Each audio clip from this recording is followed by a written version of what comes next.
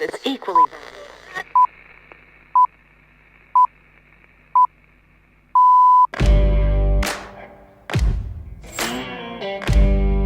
Yo soy tu padre. Aquí solo servimos lengua. A donde vamos no necesitamos carreteras. Sayonara, baby. Al infinito. Me llamo Forrest. Está mejor en casa que en ningún sitio. Está mejor en casa. Lo siento, Dave. Eso no me es posible. ¡Seguidme! ¡Conozco el camino! Me llamo Íñigo Montoya. ¡Corre hacia la luz, cielo! Alchemist es un podcast de divulgación de los oficios escondidos del cine. Si te gusta, danos un like y comparte. Me llamo Bond, James Bond. Si tomas la roja te quedarás en el país de las maravillas. He visto cosas que vosotros no creeríais.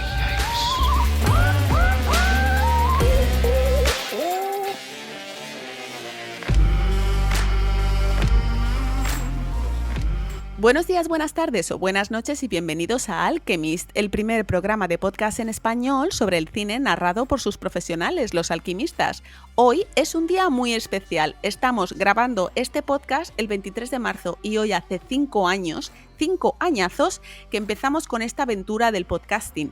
Justo cuando el mundo vivía una pandemia mundial que nos obligó a encerrarnos en nuestras casas y un grupo de alquimistas del cine decidimos comenzar a contar nuestras desventuras detrás de las cámaras, hablando de nuestros trabajos, de las películas de las que formamos parte y trayendo a profesionales como nosotros al podcast para que nos cuenten a qué se dedican y las historias que viven en sus trabajos. Así que hoy, amigos alquimistas, Alchemist Podcast está de celebración. ¡Feliz cumpleaños! Felicidades a todos los que os habéis pasado por aquí y habéis contribuido, en mayor o menor medida, a que este podcast salga adelante. ¡Comenzamos! Te habla Ruth Villamagna, pintora escénica de props, puppets y criaturas. ¡Felicidades! ¡Feliz cumple! Muchas gracias, jope, 5 años ya. ¡Guau! Pasa volando. Y esta tarde habéis escuchado ahí de fondo felicitándonos a Sofía Serrano, Puppet Maker y Model Maker. Hola Sofía, bienvenida. Hola Ruth, gracias por invitarme otra vez al podcast, me hace mucha ilusión. Tenía muchas ganas de que volvieras, la audiencia también te ha reclamado varias veces y por fin este programa era perfecto para que volvieras. Sofía y yo hemos trabajado juntas varias veces y Sofía ha venido pues a comentar programas súper interesantes, sobre todo en el mundo del cine de animación. Y en el programa del año pasado, 2024, se fue a Annecy y nos hizo un montón de crónicas desde ahí de reportera dicharachera, que estuvo genial. Te parecía que iba borracha, pero no iba borracha, no bebí nada. No, borracha de crepes. Existe una profesión en el mundo del cine de la que sí que hemos hablado, pero nunca le hemos dedicado un programa completo. Hay gente en las grandes películas y en las pequeñas también que se dedica única y exclusivamente a pintar decorados, a pintar props o elementos de atrezo para estos decorados, a pintar telones como falsos fondos. Se llaman pintores escénicos y por eso hoy hemos traído a Alchemist a una persona que hace todo eso. Paloma Hernández, bienvenida a Alchemist. Hola, muchas gracias por invitarme. Estoy contenta de hablar con vosotros. Un placer. Yo tenía muchas ganas también de traerte y la semana pasada, voy a contar un poco el behind the scenes, le estaba diciendo a Sofía, oye, que se me ha pasado el mes y tenía ahí varios programas, pero no tengo muy claro qué hacer. Y me dice Sofía, ¿por qué no traes a Paloma? Trae a Paloma, trae a Paloma, trae a Paloma. Así como en mayúsculas, ¿sabes? Cuando en el WhatsApp escribes en mayúsculas. Lo he pedido mucho, ¿no, Ruth? A cada 3 menos 2. Pero ¿y cuándo vas a invitar a Paloma? Madre mía. Y he pensado, pues claro que sí, si antes traíamos cada 2x3 a gente aquí a entrevistarla, porque además Paloma tiene una historia muy interesante. Ha trabajado como pintora escénica en teatro durante varios años en Londres, luego dio el salto a la gran pantalla participando en producciones como Lucky Men, Animales Fantásticos 2, Un cuento de Navidad, The English, y más tarde se vuelve a España para trabajar en Terminator, Furia, La Peste, Madres Paralelas, La Casa del Dragón, The Abyss, Matar al Presidente, We Were the Lucky Ones, Tags y más recientemente en The Walking Dead. Está muy bien, ¿no, Palomix? Bueno, dicho así suena muy interesante. Pero Eso es una vida normal, ¿no? Es que me resulta raro, pues porque nosotras somos muy amigas, nos conocemos desde hace mucho tiempo y evidentemente esto se hace para un público que bueno, que también os conoce o nos conoce. Es raro hablar con esa familiaridad de cosas que a la gente le puedan llamar la atención, ¿no? Claro, porque hay que decir de antemano que Paloma es una persona muy humilde, no le gusta nada presumir y claro, eso a la hora de hablar de las cosas que ha hecho uno, pues siempre Paloma se viene un poquito abajo, ¿no? Cuando hay que hablar de sí misma. Ahora mismo estoy nerviosa, la verdad. Sofía está aquí para ayudarme a traer a Paloma para arriba y de, venga Paloma, cuéntanos más. Al escuchar los podcasts y tal siempre me resulta muy interesante lo que hacen los demás. No es por humildad, o sea, yo me siento orgullosa con mi trabajo y demás, pero ¿qué digo? Pues esto no sé si a la gente le resultará interesante, pero bueno, que también tengo amigos fuera de esta profesión y siempre te preguntan esas cosas, o que dicen, qué guay que trabajes en cine, o vente a mi cole a dar una charla, que a los niños les flipan estas cosas, no sé qué. Pues es un trabajo normal y corriente, ¿no? Bueno, es bonito, a mí me resulta bonito, pero que... Normal y corriente no es, lo que pasa que es verdad que tiene sus mierdas, como todos los trabajos, que aquí también nos gusta mucho hablar de las mierdas, y sus momentos muy bonitos.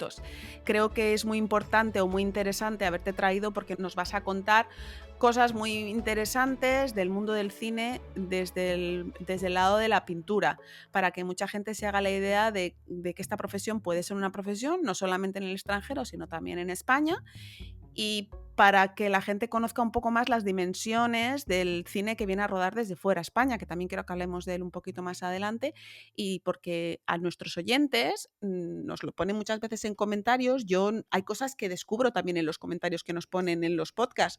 A nuestros oyentes les gusta mucho, les interesa mucho saber los inicios de nuestros alquimistas, de la gente que pasa por aquí, cómo descubren esa vocación, cómo llegan a encontrar estas profesiones tan raras, ¿no? O tan diferentes más que raras, y que no son las que te dicen tus padres, que vete a la universidad y estudia abogado, médico, periodista, ¿no? Esto es muy diferente. Para mí lo más interesante de Paloma y la razón por la cual te he insistido muchas veces de que la invitaras y tal, es porque Paloma, tú trabajabas antes en teatro, ¿no? Principalmente, y poco a poco fuiste virando tu carrera y ahora trabajas en cine. Pero trabajaste muchísimo en teatro, entonces hacer la transición esa del teatro al cine me parece súper interesante y quiero que nos cuentes todo. La verdad es que, aunque hay cosas en común entre el cine, el teatro y la televisión, pues hay cosas muy diferentes también, claro. Y como pues le pasará a mucha gente en sus profesiones, llegas a sitios casi por casualidad, ¿no? Yo estudié Bellas Artes y que tenía muy claro que quería, o sea, que mi profesión iba a ser algo técnico, que no me consideraba un artista autoral, digamos, entonces, pues que quería formar parte de algo mayor y relacionado con el mundo escénico. Y enfoqué todo eso hacia el teatro. Y empecé a trabajar pues en el teatro de mi pueblo, que sí en las escuelas de música, de danza, no sé qué. Casi por accidente entré a trabajar en televisión. O sea que yo empecé realmente en televisión haciendo un poco de todo. Ayudante de arte, pero pintaba, imprimía cosas, diseñaba cosas, pues por amigos, por cosas personales. Empecé, bueno, me fui a Brasil a trabajar en teatro, me fui a Londres porque estaban Ruth, Víctor, Clara, Iván, un buen grupo de amigos que me dijo que era una ciudad que merecía la pena para trabajar en eso, y es verdad que allí me dediqué a trabajar en teatro fundamentalmente. Me hace gracia cuando Ruth me dice que poco a poco fui trabajando en cine, porque realmente Ruth fue una de las personas que me ayudó a entrar en el mundo del cine. Ellos ya llevan un tiempo trabajando en cine en Inglaterra y me ayudó muchísimo. Bueno, a ver, ayudar. Yo simplemente te dije, ¿quieres venir a trabajar conmigo? Y viniste, quiero decir. Sí, pero bueno, yo recuerdo antes, es verdad que había hecho algunas cosas en cine antes de trabajar contigo, pues que yo me planteaba también el hecho de que como mi profesión estaba más encaminada en ese momento a ser ayudante de arte, digamos, a hacer una parte más de diseño, pero mi inglés era terrible, pero yo siempre había pintado para teatro y demás, pues enfocarlo un poco en la pintura. A la pintura escénica exclusivamente porque aunque hablaba mal, pues tenía mis manos y sabía pintar. Entonces, bueno, pues empecé a hacer cosas en teatro y también en cine. Pero el salto así más grande pues fue con Ruth, la verdad, que ella me dijo, ¿te vienes a trabajar conmigo? ¿Quieres venir? Y yo le dije, pues sí, venga. Aunque a mí el cine no me llama mucho la atención. Menuda snob. Una snob, una elitista y la verdad es que ahora me dedico exclusivamente al cine, porque es verdad que los últimos proyectos y los últimos años en Londres la tendencia era esa, porque los proyectos de teatro son más cortos y aunque a mí me gustaba muchísimo, en una peli te pillaban, te pagaban bastante más y te tirabas ahí pues 4 o 5 meses, que para nosotros es un proyecto muy largo. Y al final, pues como me ha pasado aquí en España, realmente entras en un círculo de trabajo donde te siguen llamando de una misma cosa y te van llamando más de una cosa que de otra. Y realmente aquí en España no he vuelto a trabajar en teatro desde que volví en 2021 a España. Con la pandemia, sí, yo me acuerdo de eso, que estabas aquí trabajando en una peli de supervisora de pintura y de repente el perro Sánchez cerró los aeropuertos en España y dijisteis tú, Iván, ¡vámonos de aquí corriendo! O sea, se puede decir que tú eres pintora escénica un poco por accidente, porque básicamente tu profesión aspiracional y a la que empezaste a dedicar tus fuerzas y tu energía fue al diseño escénico y de repente llegaste a Londres y dijiste, pues aquí voy a diseñar poco porque no puedo comunicarme muy bien, pues a pintar. Pues a pintar. A pintar, coge una brocha Exactamente, que yo decía, bueno, pues más o menos si conoces tu profesión mínimamente, con 4 o 5 palabras sobrevives, ¿no? Y así fue. Esto queda como las entrevistas de trabajo. Mi defecto es que soy muy exigente conmigo misma, ¿no? Pues la cosa era como de, yo no me voy a meter en un berenjenal de diseño porque sé que me falta muchísimo para poder comunicarme con un montón de gente, con proveedores, con tal. Entonces, bueno, pero con mis manos y mi inteligencia mínima puedo deducir lo que este director de arte o este escenógrafo me está pidiendo, porque la profesión realmente la conozco. En televisión, que aprendí mucho, aunque también es un mundo diferente, pero bueno, así fue, la verdad. O sea, que estuviste pintando en teatro, descubriste que era una profesión que te encantaba, ¿no? Porque entiendo que también te enamoraste un poquito de esto en el teatro. Sí, claro que sí, y además directamente en Inglaterra había tipos de trabajo que aquí en España o no son sostenibles, digamos, o son muy precarios o directamente no existen, ¿no? Porque yo también tuve una temporada como que hacía paint calls nocturnas, que se llama. ¿Y eso es? Expliquémoslo, por favor. Por ejemplo, en musicales que llevan 20, 30 años en el West End, te llaman para reparar cosas por la noche, ¿no? O en plan, El fantasma de la ópera, Los Miserables. sí, o Los Miserables, pues este tipo de musicales que de repente pues hay que reparar un telón, hay que reparar un suelo, hay que reparar el atrezo, tal, y iba toda la noche a trabajar. Toda la noche a trabajar. Se pagaba muy bien, los teatros te ponían el taxi, eso era una cosa muy curiosa y era bonito, ¿no? Como que era... Y el botones del teatro te abría la puerta del coche. El botones del teatro te abría la puerta y te llevaba la caja de herramientas llena de mierda y te la subía en su taxi negro londinense y te llevaba a casa a las 7 u 8 de la mañana. Qué bonito, cuánto glamour. Y bueno, era muy interesante porque habías pues decorados increíbles y tú te dedicabas a retocar pequeñas cosillas o trabajar en talleres para teatro o directamente cuando se hacía una gran producción nueva, pues pintabas en el escenario durante 2 o 3 semanas, muchas veces por la noche, pues porque los ensayos impedían que lo hicieras por el día o las cosas se tenían que secar y los actores tenían que seguir ahí pues haciendo su trabajillo. O sea, trabajabas un poco como autónoma, como freelance. Sí, en Londres. Ahora no. Cuando hacías estas night calls, pero no ibas tú sola, ¿no? Había un equipo. Había veces que íbamos 5 o 4 personas, dependiendo de las dimensiones del teatro, del estropicio en cuestión o de, digamos, el setting del teatro, porque había veces que también eran obras nuevas, ya te digo, y que tenías pues que llegar y recolocar el decorado. O sea, para la gente que se pueda imaginar que un decorado va despiezado, ¿no? Porque no entra por las puertas del teatro, por ejemplo. Entonces se recoloca y tienes que retocar pues todas esas juntas, atarlo entero, ¿no? Con pintura me refiero, integrarlo todo y demás. pero había veces que iba yo sola y estaba sola el bedel del teatro. Y ahí tengo pues, algunas historias de los fantasmas de los teatros. Claro, ¿sí? porque son teatros muy viejecitos del centro de Londres. Y te cagas de miedo, vamos. Y estás tú sola ahí Estás tú dentro sola del... dentro de la caja escénica y a lo mejor estaba el bedel allí, pues en el sitio de la puerta del teatro, porque siempre había alguien contigo, pero a lo mejor pues estaba a 50 Claro, igual está metros allí comiendo hamburguesas o comiendo igual donuts. durmiendo una siesta. Sí. ¿Tienes alguna historia paranormal Sí, sí que la del tengo, yo os la teatro, he algún contado, teatro? yo lo sé, tengo algunas. Cuéntanos, Paloma. Que estaba retocando una cosa y me fui, me alejé, lo típico, eran las 3, 4 de la mañana y estaba completamente sola y me alejé para ver el efecto que hacían unos ladrillos así en O sea, te un... alejas por el patio de butacas para por el adentro, patio de butacas hacia atrás, digamos, para ver el efecto que hace toda la pintura de lejos, ¿no?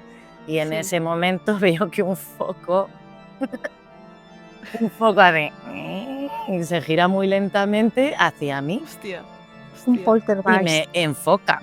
Y yo, mi reflejo automático fue mirar a la mesa de luces, ¿no? Del teatro y no había nadie. ¿Tú sola? Y me cagué viva. ¿Y qué hiciste? ¿Qué hice? Pues dije, Paloma, Tú no crees en Dios. esto no es.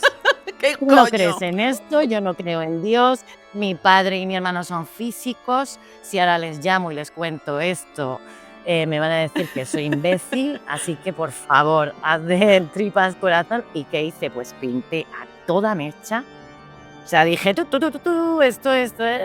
queda muy bien, esto ya está. Recogí todo, que ni lavé los pinceles ni nada, y me fui corriendo. Y además ese teatro también tenía como un pasillo, que se oían cosas, que tenía su propio taller y del taller a la caja escénica, no sé, era todo muy raro. Y escuchabas cuando te ibas a vocecitas diciéndote, Paloma, vuelve. Pero la verdad es que lo pasé mal, ¿eh? Pasé miedo, pero bueno. Los teatros por la noche dan cague. Dan miedo, mi sí, hermano sí.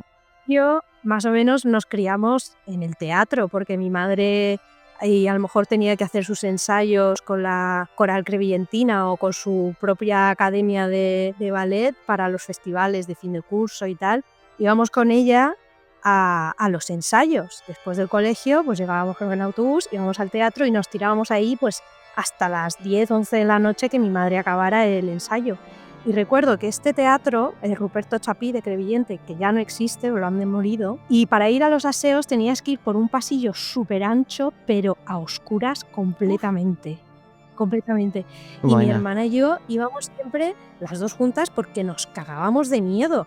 Íbamos corriendo al baño, el típico baño así decorado como de los años 70 con flores gigantes y tal, todo naranja, y me íbamos corriendo y nos salíamos corriendo porque nos daba un cague que pa' qué, da mucho yuyu. Bueno, a ver, es que teatros, las iglesias, hay espacios que, por muy estético que seas, es innegable que en realidad son sitios donde la gente se congrega, suceden cosas que no se pueden repetir, es decir, que igual un ritual sagrado, quiero decir, de una misa o una obra de teatro pasa en un único momento y pasan cosas especiales que no se pueden volver a repetir, que hay una energía entre pues, la persona que está en el escenario, la gente que recibe esto. Este espacio está lleno de algo así, no es como si... Bueno, cualquier espacio de noche grande te da miedo, ¿no?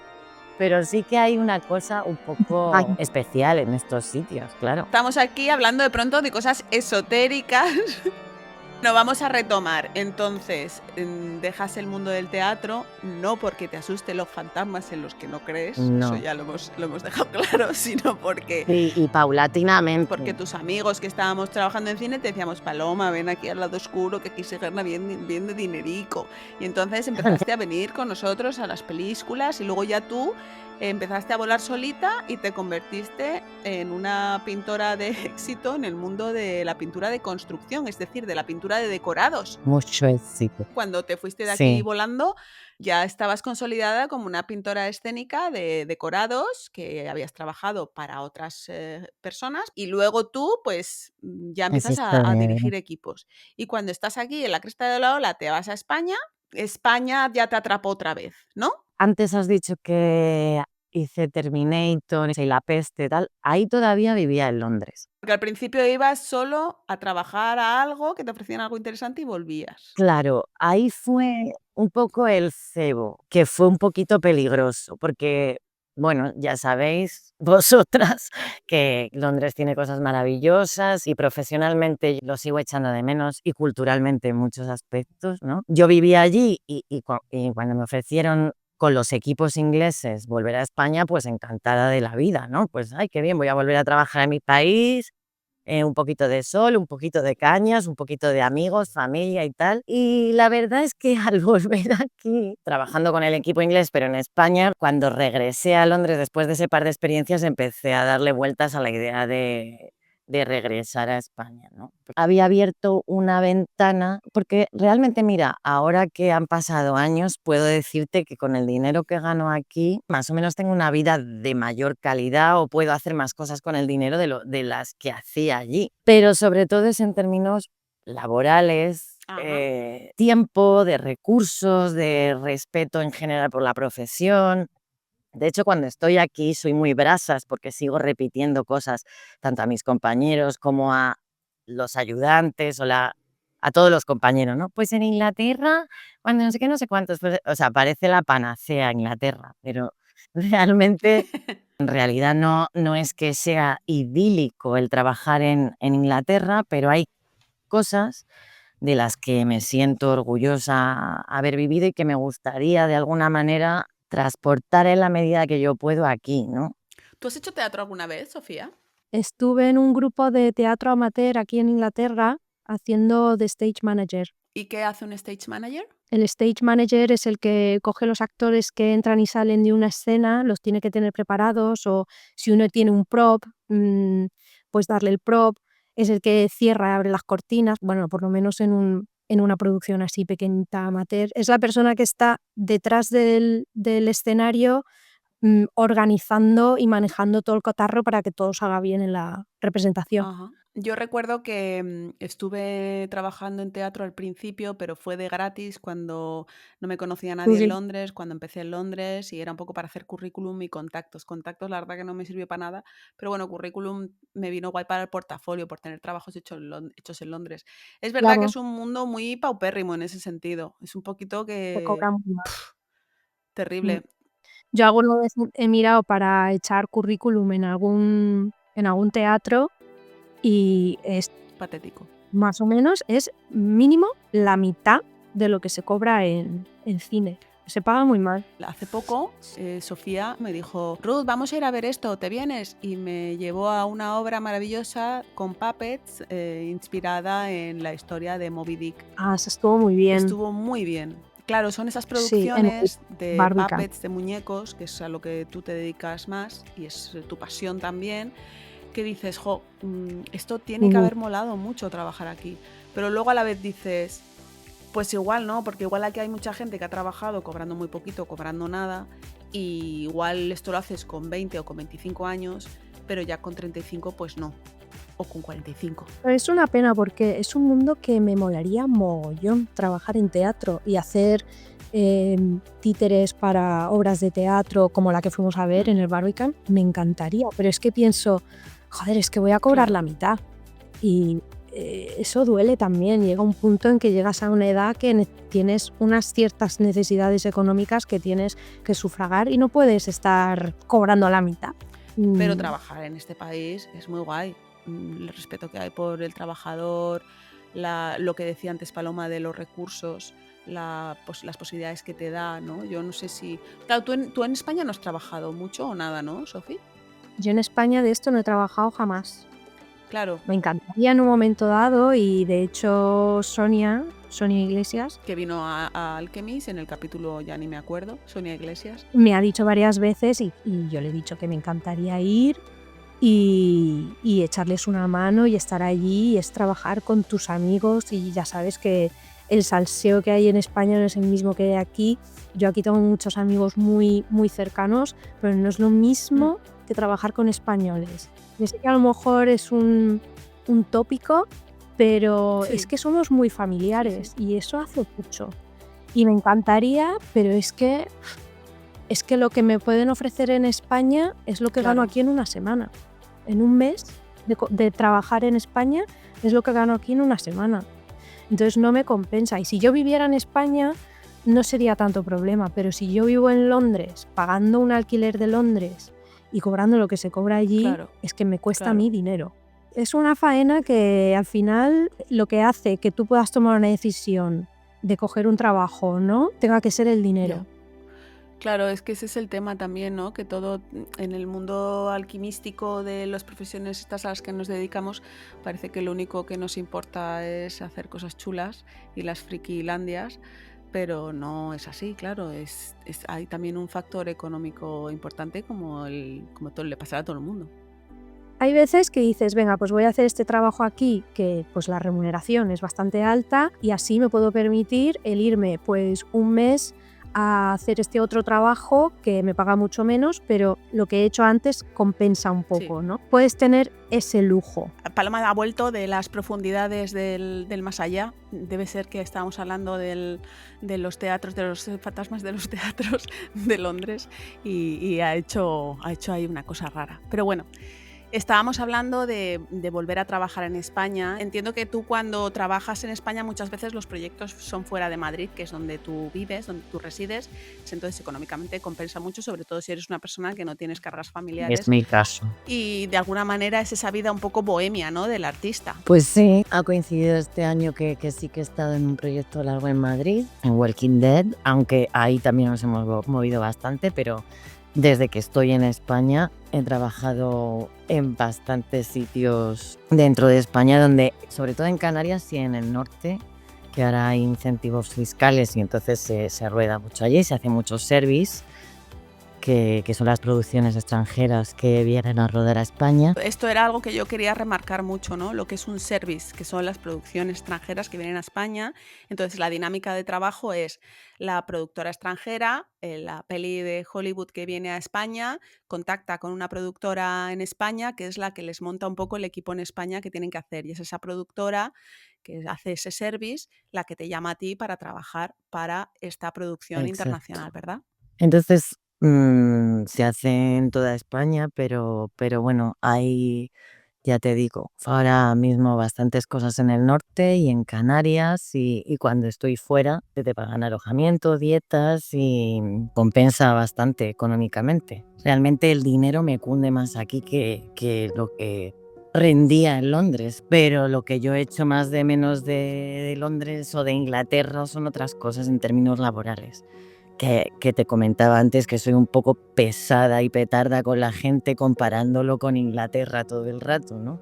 Aunque creo que aquí hay profesionales buenísimos, individualmente creo que hay gente muy buena, que en términos de experiencia y conocimiento pues se pueden equiparar a los mejores del mundo, pero el sistema en sí pues es peor y es así. ¿Es peor? ¿A qué te refieres? Hay muchas diferencias en cuanto a ritmos de trabajo y a criterios y a especialización. Y no tanto dentro del mundo del service, porque es verdad que yo sobre todo hago service y están contaminados, entre comillas, por un sistema más anglosajón. Pero bueno, las preproducciones suelen ser más largas, tienes más tiempo para investigar y elaborar cada proceso. Y todo es más específico. Mucha gente aquí se dicen, es que allí solo hacéis una cosa, no sé qué, no sé cuánto, ¿no? Pero para mí es un sistema de trabajo que es en general mejor. Y suele haber más respeto por la profesión del otro, del que tienes enfrente. El sistema es más respetuoso en general, como lo es la forma inglesa, quizá el fondo no. Igual las relaciones personales son un poco más superficiales o más frías, pero en términos laborales, para mí eso es positivo. Pues sí que noto esa diferencia, ¿no? No, hay un factor fundamental y es el mercado laboral, que como tú decías antes, aquí en Londres hay bastante trabajo, aunque ha habido épocas un poco más escasas. Más regulinchis, pero ahora, por ejemplo, que este año viene con mucho trabajo en Londres, pues lo notas un montón los cambios en las condiciones. Entonces, La diferencia, la gran diferencia entre España e Inglaterra, no solo en esta profesión, sino creo que en todas, es que si tú no te adaptas a las cosas que tus jefes te piden, pues hay otros 50 esperando para estar ahí a tope. Y en Reino Unido es diferente. Si pierdes a un trabajador, igual es un poco complicado encontrar a otro. Entonces los jefes se esfuerzan porque estés cómodo y a gusto y quieras elegirlos para el próximo proyecto que te ofrezcan. Y eso marca una diferencia pues fundamental y muy diferente, claro. Claro, efectivamente, yo nunca culpo ni a la picaresca española, ni a las condiciones culturales, ni a los individuos profesionales, ¿sabes? No, ni a los trabajadores, ni siquiera al empresario. Aquí es una cuestión de higiene laboral, porque cuando hay bonanza y mucho trabajo, la gente se comporta mejor porque efectivamente tiene sus recursos asegurados. Y claro, cuando el trabajo escasea, y aquí en España ahora mismo es muy buen momento, pero ha habido épocas muy duras, pues la gente tiende a ser más competitiva, efectivamente, porque no te quieres quedar sin trabajo. Y también pues el empresario obviamente tiene muchísimo más donde elegir, puede apretar más. O sea, el sistema, cuando tiene mucho trabajo para todo el mundo, hace que la gente sea mejor en general, ¿no? Pues porque está menos desesperada. Y que también tus jefes allí te valoren de una manera un poco más personal, pues porque te quieren a ti para hacer este trabajo en concreto y te cuidan más, aunque siga habiendo una jerarquía estructurada, porque el cine es una jerarquía y no pasa absolutamente nada, hay pues un poco más de consideración o respeto dentro de tu rol. O sea, no eres un cualquiera y no hay 50 personas que puedan sustituirte, ¿no? En general es una cuestión de una tradición de industria que Inglaterra o Estados Unidos tiene, pues que no es comparable con la española. ¿Y a ti te gusta, por ejemplo, que creo que esto lo hemos hablado alguna vez tú y yo, importar ciertos vicios buenos que existen en la manera de trabajar que has aprendido en Londres, ¿no? E intentar un poco importarlos a España, como por ejemplo... Es mi pequeño modo de activismo pequeño, ¿no? Porque aunque tengo ciertos principios y valores, directamente me comprometo con esto ideológicamente, ¿no? Y en la medida de mis posibilidades he intentado simplemente con mis actos traer las cosas buenas a los equipos que yo veía allí en Inglaterra, que hay gente que te puede decir, pero qué arrogancia, ¿no? Pero yo creo que en general es bien recibido. Y entonces, bueno, pues por ejemplo, sí que he tenido la oportunidad de dirigir a equipos. Aquí trabajo como pintora, pero como jefa de pintura también intento también, ¿cómo se dice?, alternarlo de manera personal como para no desgastarme y demás. Intento, en la medida de lo posible, que la pintura sea reconocida, porque en algunos casos lo es por ciertos production designers o directores de arte, y otras veces no lo es para nada. Simplemente en cuestión de tiempos, de explicar procesos, de darle cierta dignidad a la pintura, ¿no? Pues porque sí que ha habido una tendencia cuando yo venía de fuera y escuchaba a mis compañeros aquí, y la sigue habiendo, de decir que la pintura no se le da ninguna importancia, que nunca nos dejan tiempo para hacer nada, que eso se pinta tal, que muchos aprecistas pintan en producciones pequeñas, pues no hay una figura de pintor, o a lo mejor hay pues 8 aprecistas y un pintor. O sea, yo creo que he tenido suerte y que voy trabajando en producciones cada vez más grandes y que esto va cambiando, ¿no? Pero sí que intento de alguna manera darle la importancia y lo intento hacer también con la gente joven que trabaja conmigo, y tratar a la gente con respeto. A veces la cago, ¿no? Pero eso siempre está en mi cabeza. Eso está muy bien, a priori. Olvidarme de estas cosas, intentar desterrar de una vez por todas esa cosa que decimos del old school, ¿no? Aquí, de que la gente tiene que sufrir y estos tienen que fregar 40 cacharros antes de no sé qué.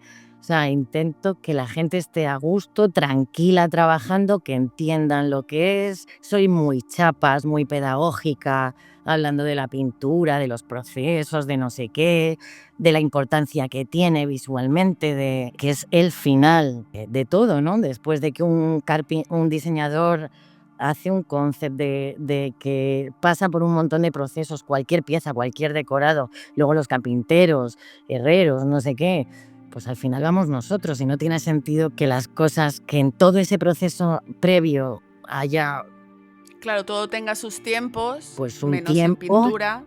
Claro. y el nuestro no. Que luego hablas con todos tus compañeros y todo el mundo te dice, es que yo no he tenido tiempo para dibujar, pues yo no he tenido tiempo para hacer. O sea, realmente siempre te gustaría tener más tiempo para todo, pero en una proporción lógica tiene que haber un tiempo para la pintura, porque además las cosas necesitan secarse, que yo esto no me canso de repetirlo. Y necesitas, para hacer procesos elaborados y realistas en el caso que se necesite, que es la mayoría de las veces, pues que necesitas tiempo también para pensar, para hacer pruebas, para convencer a la gente, ¿no? Estoy contenta en alguno de esos aspectos porque creo que mi manera de trabajar a la gente joven, a mis compañeros les gusta, me siento valorada, la verdad, valorada. Qué bonito. La verdad es que luego cuando llevo 4 o 5 meses, al principio empiezo siempre muy británica. Hola a todos, no sé qué. Y luego siempre me escucha alguien diciendo, ¡Fulanito! ¿Eso que has hecho qué es? Parece que digo, ya me ha venido la vena española. También aquí hay cosas muy positivas. Sí que he notado un compañerismo que si tienes una marronada enorme, es muy lógico que una tresista te eche una mano, que una compañera de producción te eche una mano y que de repente estás enmarronado y sacas las cosas adelante y la gente responde. Y eso es, pues sí, una cercanía en el trato humano que también es importante porque somos personas, ¿no? Y eso pues es algo positivo en cualquier trabajo. Antes estabas hablando también, Paloma, de las políticas fiscales que han hecho que en el norte de España ahora se esté rodando más. Es algo que también quería explicar un poquito a todos nuestros oyentes, que hay mucha gente que no lo sabe, pero el mundo del cine, tanto, bueno, en Hollywood no sé cómo funciona, creo que es diferente. En Reino Unido, por eso también creo que es la razón por la que en Reino Unido se graba tanta producción de Hollywood. En Reino Unido ahora mismo hay unas exenciones fiscales que significa que te devuelven un 34% del IVA que se gasta una producción de ficción normal, porque hay otras políticas que sí que tienen tope de presupuesto de la película, un 39% para animación y un 53% para cine independiente, que esta es una norma del nuevo gobierno, porque el cine independiente siempre se ha dejado un poquito de lado y es una manera de favorecer el cine local. La industria del cine en Reino Unido, de esta manera y con estas políticas, se convierte en un componente clave de la economía, genera 125.000 millones de libras al año, que se dice pronto, y emplea a más de 195.000 personas, con potencial de crecimiento adicional gracias a estas ayudas. Y tú decías que en Canarias y en el norte de España ha pasado lo mismo, exactamente. En Canarias, como tiene una política fiscal un poco diferente al ser las islas, la Film Commission de Canarias ofrece actualmente uno de los sistemas de incentivos fiscales a la producción cinematográfica y audiovisual más potente de toda Europa, llegando a un 54%. Algo similar ofrece la Film Commission de Malta, que inauguró esta nueva medida con Gladiator 2, ofreciendo un 50% de retorno del gasto de la producción en este país. Que quede claro que siempre hablamos de los impuestos que se pagan. No es que tú compras un lápiz y te devuelven el dinero del lápiz. Y luego, por poner un ejemplo, un ejemplito de nada. Y entonces llegaron los vascos y dijeron, ¿cómo que el 50? Agárrame el cubata ahí.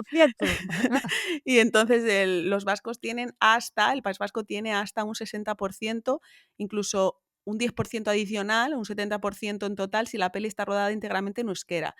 Lo que pasa que, aunque las desgravaciones no solo abarcan los gastos de rodaje, también la emisión de copias y el presupuesto de promoción de la película o de la serie, que esto es muy importante, sí que hay límites que topan el presupuesto de las películas. Si una Claro. pues, por ejemplo, si una película es hasta 1 millón, te descontamos el 25, que esto es lo que hace España, ¿vale? El resto de España.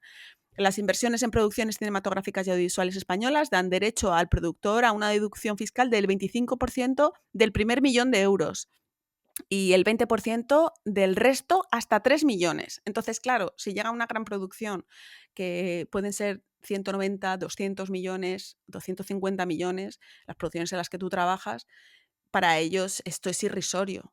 Entonces, obviamente, si están entre España, que tiene una capacidad cinematográfica brutal, no solamente por los exteriores, que en España tenemos absolutamente cualquier tipo de ambiente natural para grabar cualquier tipo de historia, y además ahora hay bastantes platos potentes, que era algo que antes no había.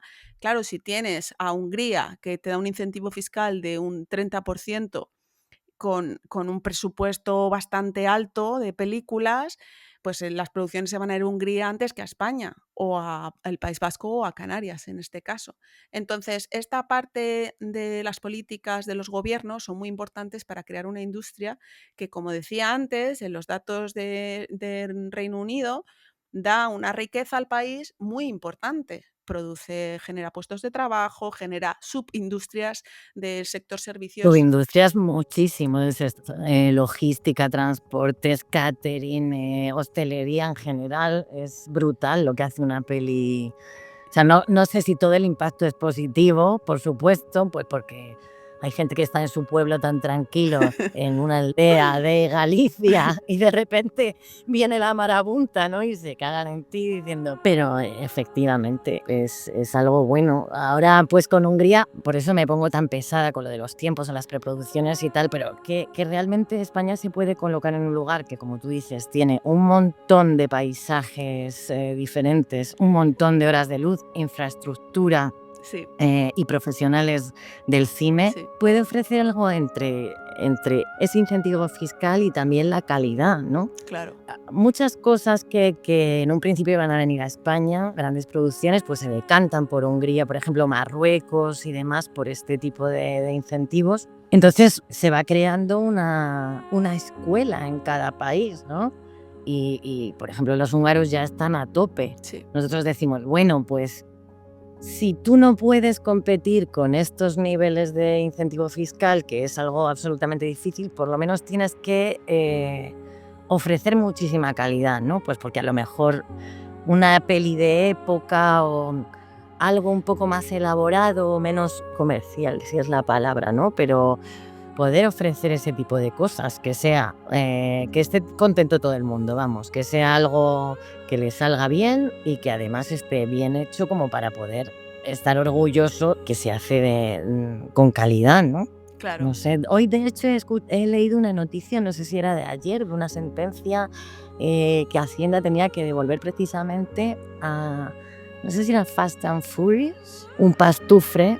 Pues esto, que tenían que haber devuelto, como has dicho antes, o sea, quiero decir... Sí, los incentivos fiscales. Y estaban en que no, que sí, que no, y parece que al final la Hacienda española tiene que devolverles esto. Bueno, sí es verdad que el tema de la calidad y de que haya una buena red de profesionales es importante. Además, eso a la larga también crea escuelas que se dedican a enseñar este tipo de profesiones, y que también es una subindustria, la educación, ¿no? A que añadir a todo este incentivo económico que genera la industria del cine. Pero sí que es cierto, o es mi opinión, que los productores, cuando están haciendo números al principio y buscan países donde ir, son menos técnicos para eso, porque los productores son economistas muchas veces. Hombre, y claro. La gente de abajo, que es la que, o el director de arte o los diseñadores, que son los que dicen, claro, es que vamos a Hungría y los buenos ya están cogidos, porque allí ahora hay 10 grandes producciones y los buenos ya están cogidos y a nosotros nos queda lo peor. Porque claro, una cosa que no he nombrado es que dentro de estas normas de extensiones fiscales existen requisitos, y esos requisitos son que tienes que contratar a un porcentaje de personal local. Entonces, sí que es verdad que yo he hablado con muchos de vosotros que habéis trabajado en Canarias desde que empezaron las extensiones fiscales allí y se han ido a grabar un montón de producciones, que al principio Canarias, pues claro, de pronto mete una extensión fiscal de la leche, la más grande de toda Europa en ese momento, y de pronto aparecen todas las producciones allí y claro, los canarios están en plan con la guagua, ¿sabes? Pues, que yo soy pintor escénico, venga, yo soy pintor escénico, dame una brocha y me pongo aquí a pintar. Pero eso no ha evitado que sigan yendo producciones. ¿Por qué? Porque aunque a priori no salga precioso, es dinero, es mucho dinero el que se ahorran y al final manda la pasta. Por supuesto. Ahora, pues ya desde hace muchos años hay muy buenos profesionales en Canarias. Claro. Pero ¿qué pasa? Pues si de repente hay 4 o 5 producciones a la vez, pues la gente buena o con experiencia tal ya están todos fichados, ¿no? Claro. Entonces hay que coger a gente local que tiene poca experiencia o que ha hecho de 40 cosas diferentes en el mundo del cine. Pero también es eso que pues atraes un tipo diferente de películas también, ¿no? Pues a lo mejor alguien que está buscando hacer una peli de época pues más cuidada. Estoy hablando y digo, pienso, por favor, que nadie se ofenda, pero yo en Canarias he hecho un montón de pelis, pues explosiones, acción, no sé qué, que no significa que sea un mal producto, ¿no? Pero que igual en nuestro departamento precisamente, pues no es lo más elaborado, no es lo más cuidado. Claro, requiere de menos especialización quizás. Y además, quería decirte, por ejemplo, con La Casa del Dragón, por ejemplo, ¿no? Que son producciones que se graban parte en los estudios de Leavesden o de Pinewood. En Londres, sí. En Londres, y vienen a rodar partes aquí, ¿no? Pues una cosa que se nota muchísimo es qué tipo de escenas o de planos o de capítulos o de partes de un capítulo se vienen a rodar aquí, porque suena muy atractivo desde fuera, pero claro, muchas veces cuando te encuentras con eso, aparte de tener muy poquita preproducción, pues te das cuenta que es un poco todo a lo bestia. Pues vienen a buscar el paisaje. Claro, en el caso de La Casa del Dragón venían a buscar castillos, ciudades medievales donde grabar. Claro, en Cáceres tienen allí pues porque es una ciudad que colocas una rueda y una cesta en un lado y ya lo tienes hecho, porque es una maravilla. Claro, tiene un centro histórico brutal, además bastante concentrado, digamos. Claro, entonces, bueno, pues son escenas a lo mejor más, menos interiores, menos de diálogo, más de a lo bestia, ¿no? Que puede molar y que son necesarias. Claro, de acción, de Exacto. multitudes, sí. Entonces, bueno, pues eso es un poco lo que también realmente un buen productor hace, ¿no? Pues esto que voy a dedicarle más tiempo, ¿qué tal? Voy a hacerlo en este plato con estos profesionales, porque quizá si me voy a un sitio donde no están preparados, voy a pagar muchísimo más, aunque tenga exención fiscal. Claro. Entonces, bueno, pues eso, en Canarias hay un poco de todo y cada vez hay más, porque claro, cada vez hay más capacidad, hay más platos, hay más. Y en el norte, pues un poco lo mismo, ¿no? Pero es algo positivo. O sea, para mí, Por supuesto. pues yo encantada de que haya mucho dinerito y mucha industria aquí. Sí, de hecho, te voy a decir una cosa. Pasa en España, pasa también aquí en Reino Unido, cuando hay muchísimo trabajo, ves gente que antes de ayer te estaban pidiendo trabajo de junior, que es como casi de, no voy a decir de aprendiz, pero casi, y al año siguiente, porque hay mucho trabajo, de pronto los ves ya trabajando con un puesto de senior, de super pintor, y dices, ¿pero qué ha pasado? Y con un sueldo de super pintor. Dices, ¿pero qué ha pasado aquí? ¿Cómo esta persona que tiene muy poquita experiencia, además, yo tengo ahí un prejuicio, porque a mí me ha costado mucho trabajo llegar a trabajar donde estoy trabajando. Y cuando yo llegué aquí a la industria del cine, había una buena industria del cine, pero no es lo que hay ahora. Entonces yo fui poquito a poco, primero en talleres pequeñitos, luego en talleres más grandes, luego ya pude dar el salto a producciones y mucho luchar mi sueldo y mi posición, porque de aquella tampoco había muchos pintores de props. Y hoy día, Soy testigo.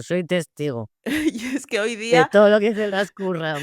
ves gente que parece que no les ha costado nada y que además te da la sensación de que desvirtúan un poco la profesión, porque si Sí. no tienes mucha experiencia no lo vas a hacer muy bien. Y no solamente la parte de pintar, sino la parte de organizar, de hacer pedidos, de cumplir con los tiempos, etcétera, tiempos de entrega. Bueno, de dar dignidad a tu trabajo también, a Exacto. considerar lo que es importante. Bueno, eso pasa aquí también, evidentemente.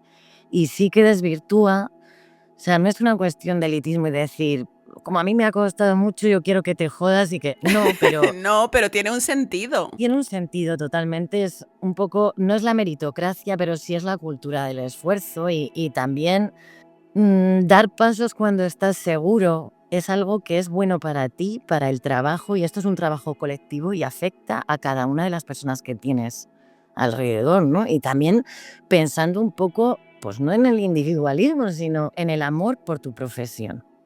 y que realmente Claro.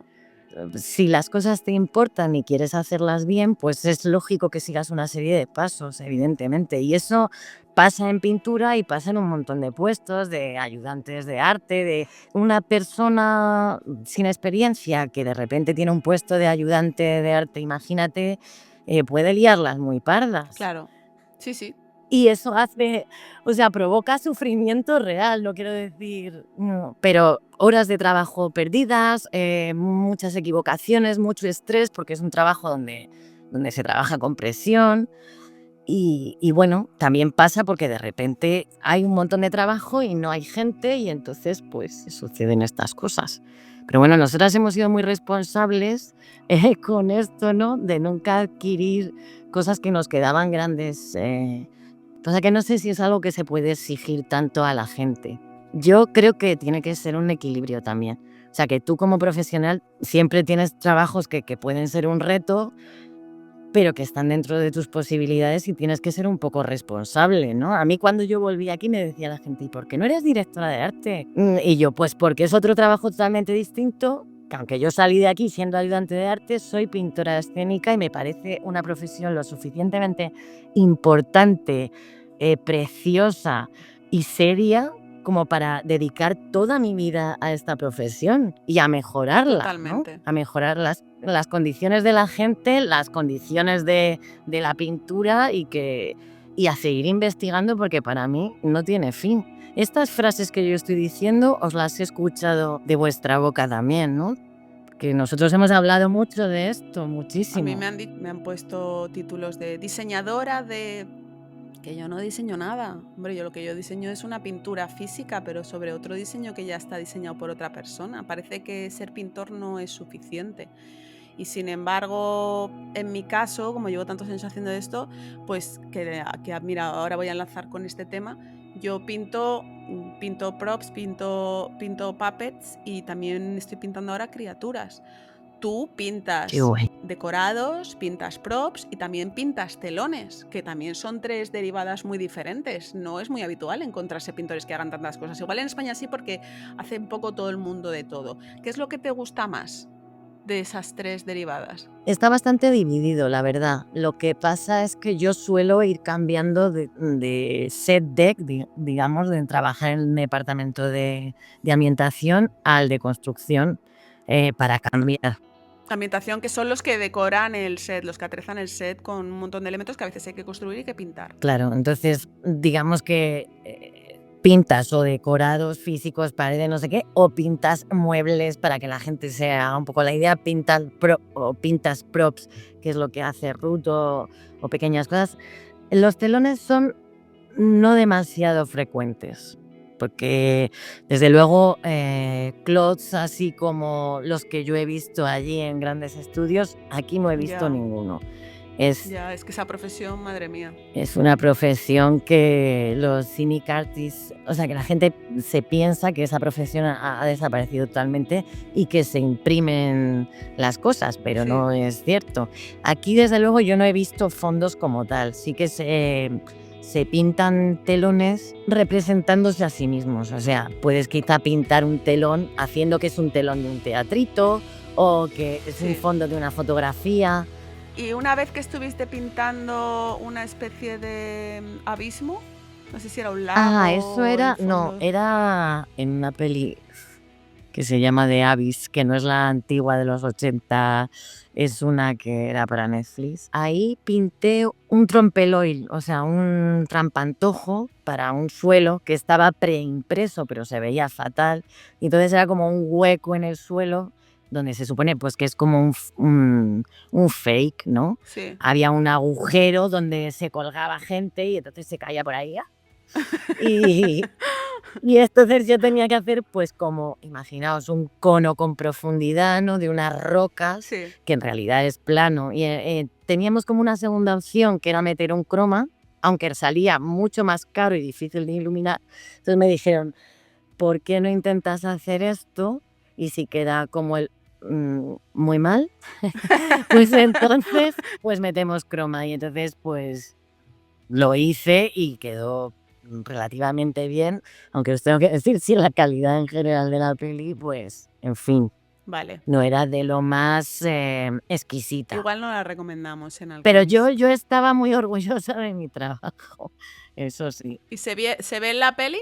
Sí se ve, y se ve un bastante rato, pero bueno, también Qué tiene bien. efectos y tal, pero bueno, está bien. Yo disfruto de todo, la verdad. Lo que pasa que para nosotros un proyecto largo que son más de 4 meses. Entonces lo que intento hacer es cambiar, porque sí que pues el trabajo de construcción me gusta muchísimo, pero es bastante más físico y es otra dinámica de pensamiento, de proceso, de metodología. Entonces me gusta cambiar de jefa a painter, de jefa a pintora sin responsabilidades de liderazgo, digamos, y me gusta cambiar de departamento. O sea, departamento dentro del gran departamento de arte, pues pasar de Sí. construcción a ambientación. En ambientación pues pintas objetos más pequeños, a veces son más elaborados, a veces te pintas 20 mesas, o sea que también es algo muy Ya. físico, ¿no? Pero trabajas más en solitario. Y los trabajos de Ajá. construcción pues son menos improvisados, diría yo, y tienen una metodología más rigurosa. Tú, por ejemplo, que trabajas muchas veces en solitario, tienes un montón de mezclotitas en tu mesa, ¿no, Ruth? Sí. Por ejemplo, y tu manera de trabajar. Mezclotitas me gusta como concepto. Tiquitiquiti, muchos vasitos, aquí le echo un polvito que tengo aquí guardado desde hace 5 años, esto va a quedar de rechupete, aunque puedes hacer tus pruebas y tienes una metodología ordenada, no digo que no, pero por ejemplo los trabajos de construcción, pues a lo mejor tienes que rellenar 200 metros de hormigón o 200 metros de una pared antigua, renacentista, desconchada. No digo que sea una cosa vasta, Sí. pero en este proceso trabajan a lo mejor 5 personas contigo, pero tienes que hallar una fórmula de lo grande a lo pequeño, ¿no? De ir de lo decente a lo bueno, Ujú. y tienes que ser muy ordenado. O sea, tienes que hacer 4 procesos mezclando unas cantidades específicas de pintura y ya las diferentes manos de los pintores le van a dar esa diferencia, que también es bueno intercalarlos en diferentes metros, ¿no? Tú de pronto te tienes una pared de 200 metros de una pared de, por ejemplo, pues una fachada renacentista en Italia. Entonces la tienes que pintar en, no sé, ¿cuánto sería lo normal de tiempo? Pues a ver, es que habré dicho 200 metros por decir, pero imagínate que tienes un trabajo de 2 semanas entre manos, ¿no? Y un montón de metros. Vale, entonces tú lo primero que haces es hacerte tus pruebas para ver en pequeño cómo tendrías que hacer las mezclas, cuántas capas hay que poner, luego eso lo mezclas a lo grande, Tiempos de tiempos de secado. secado, Sí. lo mezclas a lo grande. Y cuentas con la gente que tienes o calculas más o menos. Bueno, pues para hacer esto bien, o yo siempre suelo dar a los directores de arte o a los leadmans o a quien sea, a los jefes de taller o tal, 3 posibilidades. Si quieres esto que sea un churro, es lo que tú me Como dices, como que en son... Instagram, cuando dicen el dibujo que ha costado Sí. 20 horas, el dibujo que ha costado 2. Eso es. No, yo digo, cuando me dicen, pues esto con 3 personas 2 días lo hacéis, digo, vale, sí, claro que se puede, digo, esto es nivel churro cuchufleto, ¿no? Para que esto sea decente necesito por lo menos 4 personas, 6 días naturales. Y te dicen, vale, digo, y si quieres que esto quede bien, es tanto. Y si quieres que quede del carajo, es tanto. Y tú también, bueno, pues tienes que, como ya sabemos en nuestra profesión, Pero qué lista es mi Paloma, pero qué lista. siempre vendes la moto de decente por lo menos. Porque cuando yo pongo la cara de esto va a ser una mierda, ¿no? Ningún director de arte te dice, sí, tira. Bueno, alguno hay por ahí, ¿no? Pero en realidad, claro, tú también como jefe de pintura o director de arte que hace bien su trabajo, te dice, esta pared es una fuga. Entonces tú no puedes emplear... Una fuga significa que es como un fondo de un decorado que se va a ver Se va a ver poco. Entonces es importante todo, pero tienes que tener en cuenta que no puedes emplear 14 personas 2 semanas en hacer eso. No, porque no tiene esa importancia. No tiene esa importancia. Ahora, si vas a estar en un interior de una casa donde hay un diálogo donde se tiran media hora hablando, eso es una bestialidad. Y ese trabajo necesita tiempo y necesita a veces no mucha gente, porque muchas veces te dicen, venga, pues vais 14 mañana y estáis 3 horas, y es como, no, pues porque precisamente la pintura necesita sus tiempos de curación, de que sucedan cosas, Sí. Y me estabas preguntando por cuánto tiempo empleaba en las cosas, ¿no? Pues es esto. O sea, quiero decir, tú haces como una estimación. Una estimación. En nuestro trabajo, pues vosotras sabéis que, no sé, el 70% de las cosas se repiten constantemente, ¿no? Que si un ladrillo, que si un mármol, que si un no sé qué, que si un no sé cuánto. Y son cosas que vas asegurando con el tiempo, tanto en eficacia como en pragmatismo, ¿no? En decir, bueno, pues esto tengo unos recursos aquí, con estos 2-3 capas puede quedar algo bastante guay y tal, ¿no? Tú puedes elegir tu equipo, es decir, te dicen, mira, tenemos presupuesto para 5 personas. Tú puedes llamar a esas 5 personas, o producción te dice, bueno, pues vamos a ver, pues vamos a llamar a este junior, a este senior y a este no sé qué, y tú te lo tienes que comer, o puedes elegir. Pues depende muchísimo de todo, claro. En todos estos casos que me planteas, y depende de lo que tú estés considerada por el production designer, el productor en cuestión, de la lealtad o confianza que tenga en ti, o sea, del tiempo que hayas trabajado. Suelo ser bastante flexible, o sea, suelo pedir que haya gente de confianza, evidentemente, pero también entiendo que un director de arte que no me conoce, o aunque me conozca y ha trabajado con un pintor que le gusta muchísimo, quiera traerlo al equipo porque le da seguridad y tal. Y eso también me ha reportado o me ha ofrecido conocer a gente que yo no conocía y con la que he seguido trabajando y que me encanta trabajar. O sea, que es una manera no de viciarte con la misma gente, ¿no? Hay veces que te tienes que comer gente, pero bueno, no me da miedo a exigir cierta seriedad. O sea, es con un director de arte, aunque no haya trabajado nunca con él, y que me diga, mira, mi prima Manolita tiene un hijo Espabiladísimo, que ha además. hecho Bellas Artes y que le encanta pintar. Manolito se llama. Claro. Majo, muy majo, y yo digo, pues no, o no, hay veces que me lo tengo que comer, pero es verdad que cada vez menos. También pues porque, yo qué sé, pues porque la gente que me llama sabe cómo trabajo, tal. Entonces en esta última peli, por ejemplo, había un montón de gente que yo no había elegido, pero porque realmente son grandísimos profesionales que les habían llamado y yo estoy encantada de trabajar con ellos, ¿sabes? También entiendo ese tipo de cosas, lo que me pone muy de mala leche, que quieran encalomarte a gente que no sabe de esta profesión, precisamente en pintura, porque es algo bonito, que le gusta hacer a mucha gente, y claro. Y cuando llegan el primer Claro. día y les dices, ponte, A lijar. mira, esta es la máquina, mezclar pintura, y te vas a poner a mezclar 20% de esta pintura con 80% de esta, y tienes que hacer una tonelada. Hasta luego, te veo en una semana. Y Manolito pensando que iba a estar ahí con una brocha haciendo pintura escénica en una pared. Rotulitos, claro, pero bueno, yo qué sé. Claro. Y Paloma, ¿cómo está el tema de, alguna vez tenéis a gente en prácticas o gente que está aprendiendo? ¿Hay algún tipo de acuerdo o convenio con alguna escuela? Porque de eso aquí se hace muchísimo, de hacer un work experience. Sí, pues mira, yo no recuerdo, o sea, no digo que no se haga y quizá en el cine español sea una cosa más normal, porque yo... Los meritorios, ¿no? Se llaman. Lo que pasa es que los Sí, meritorios los son más del meritorios. equipo técnico que del equipo artístico. Entonces, nosotros sí teníamos becarios allí en Inglaterra, ¿no? ¿Alguna Sí, vez? en Aquí Inglaterra sí, era bastante habitual lo que dice Sofía.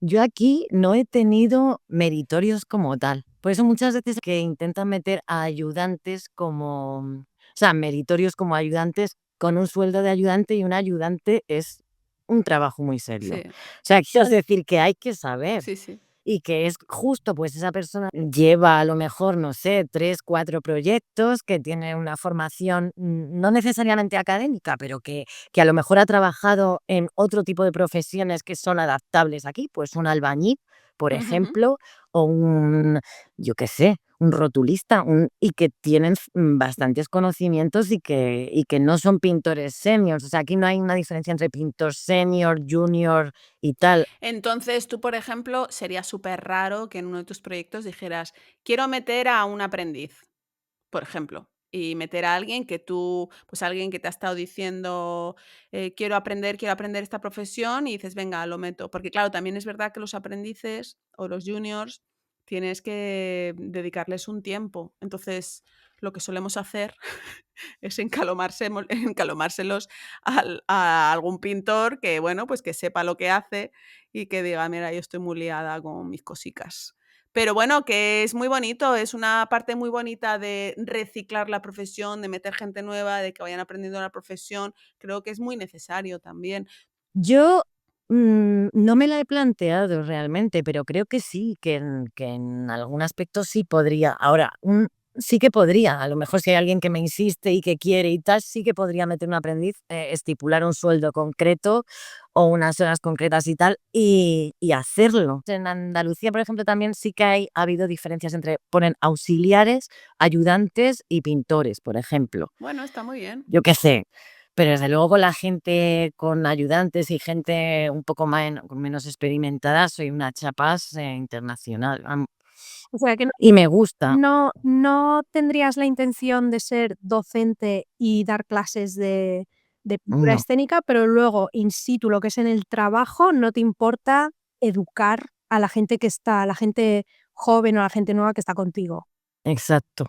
O sea, me gusta, de hecho. O sea, aparte de que es una cosa que me alegra y me gusta y pues a lo mejor cubre esa parte de ego que tengo, ¿no? De, mira, te voy a enseñar todo lo que sé, pequeños saltamontes. Hombre, a mí me parece muy bonito de transmitir las cosas que has aprendido. Creo que es una especie de deber. Creo que hay una cosa ideológica también, de algo que aprendí en Londres, que, repito, no creo que se haga porque la gente individualmente No. sea mejor persona, sino porque hay tanto trabajo que los secretos no son tales secretos, ¿no? Y que yo tuve la suerte de, bueno, pues con Gillian, con James Rose, con Gillian Campbell, con un montón de señores pintores que llevaban 800 años y me lo contaban todo y me enseñaban todo, pues me siento tan agradecida, que es algo que creo que es de lo más bonito de nuestra profesión, ¿no? O sea, enseñar ese tipo de cosas y hacerlas con gusto. La gente, desde luego, si está tranquila, si entiende lo que está haciendo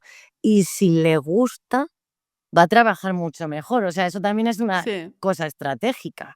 Si yo cojo a un ayudante y le explico a dónde tiene que llegar, pero fíjate cómo se derrite esto, qué bonito, y mira qué burbujitas hace aquí, y si tal, y si igual, y le doy la chapa y tal, la persona se interesa, empieza a amar y a disfrutar lo que hace, a investigar por sí mismo, o sea, hay mucha diferencia cuando ves que alguien está pintando como un gato con el rabo, ¿no? Que está ahí aburrido de pintar, que hay muchas veces que tienes que pintar 20 paños de negro y eso no le gusta a nadie, pero hasta en Un eso, paño, por cierto, es una pared de mentira, de madera, de sí, contrachapado. pues hasta en eso tienes su técnica para hacerlo muy bien, sin que se te chorre la pintura, que las marcas de rodillo no se note, trabajar con elegancia, delicadeza, que esté todo bien hecho y limpio y pulcro, hasta eso tiene su cosa. Y si tú transmites eso, bueno, hay gente que es muy obtusa, muy patata y que va a decir, ajá, sí, o que me miran con cara de, qué pesado, ¿sabes? Cállate ya. Pero hay gente que yo noto que está interesada o que realmente luego ves que ellos mismos te dicen, ay, mira, me ha pasado esto, me ha salido no sé qué, y eso es muy bonito, la verdad. Entonces, Paloma, ¿Qué? si ahora mismo nos está escuchando alguien o alguienes que quieren dedicarse al mundo, que llamen al 902. ¿Qué tal en Instagram, Paloma? Tengo Instagram, perdón. Paloma no tiene nada, es patético esto de los Ya, alquimistas, de lo verdad. siento. Si todos venís igual, no te preocupes, Palomix. Ya. Si alguien quiere dedicarse a esto de la pintura escénica, si quiere meter cabeza, ¿qué tiene que hacer? ¿Qué le recomendarías tú? ¿Qué tendría que estudiar? ¿Cómo tendría que formarse? ¿A dónde tendría que llamar? Esto es la eterna pregunta, ¿no? Yo creo que hay varias ramas. O sea, hay gente que hace escenografía en la RESAD, hay escuelas de cine donde hay, no sé si hay pintura escénica como tal, como un grado, no creo, ¿no? Pero sí como Hay las artes del muro, creo que se llamaban, ¿no? Que aprendes un... los muralistas o Sí, los de las fallas también, claro. pero Sí, hay un montón de escuelas de artes y oficios que enseñan cosas que tienen más que ver con la pintura artesana aplicada a una artesanía un poco más tocha, no a figuritas o a cerámica. Igual eso puede estar más relacionado. Sí, bueno, una persona también que estudie Bellas Artes o cualquier cosa plástica va a ayudar, siempre va a ayudar. Ahora la gente joven, claro, no le vas a decir, no estudies, evidentemente cuanto más te puedas formar, mejor. Pero bueno. Por supuesto. Y hay escuelas de cine donde se puede hacer esto. ¿De qué maneras es mejor empezar a meter la cabeza? Pues no sé. Nosotras teníamos nuestros recursos, ¿no? Pues hay una serie de plataformas, pues LinkedIn, no sé qué, no sé cuántos, donde tú te fijas dónde va trabajando la gente, donde puedes fijarte en las productoras, intentar pues hablar con estos pintores, hablar conmigo o otros pintores o directores de arte y dar la plasta, eso es así. Luego también una manera de entrar pues es en los talleres, evidentemente, talleres de escenografía donde sí que vas a aprender bastante por lo general y que luego no es tan difícil dar el salto.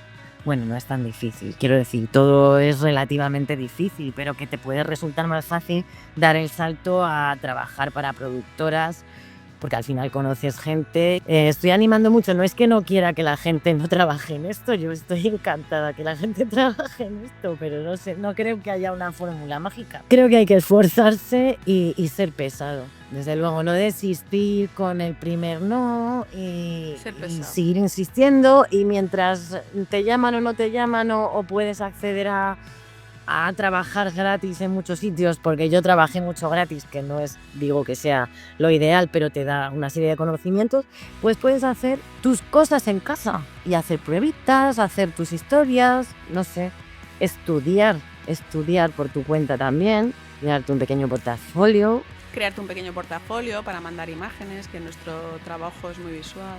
Vale, y ahora tengo otra pregunta.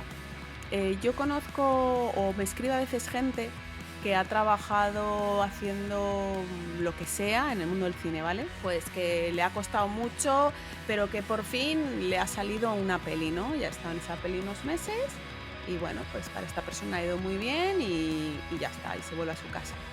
Y luego pues sigue echando currículum, sigue llamando a esta gente no le vuelve a llamar, pero esta persona se extraña porque le pareció que todo fue bien. ¿Tú estos casos, qué crees que son síntoma esto? ¿Crees que es síntoma de que esa persona no ha funcionado bien, no ha trabajado bien en equipo y no la han querido volver a llamar? Porque es un poco raro, cuando ya vas metiendo la cabeza es un poco raro que si tú eres pesado, ¿no? Lo que dices tú, trabajas bien, si eres una persona pues con cierta humildad y cierta disposición a ayudar, no te sigan llamando nunca más.